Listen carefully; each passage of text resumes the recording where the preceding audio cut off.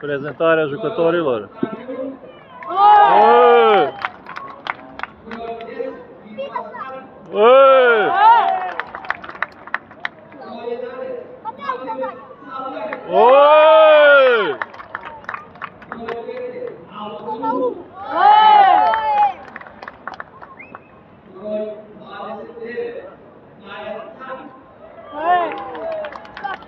Belić! Ajmo! Asta e atmosfera. Înainte începutului de meci.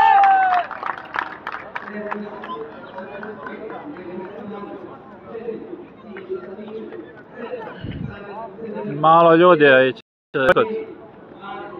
Avem mulți copii aici.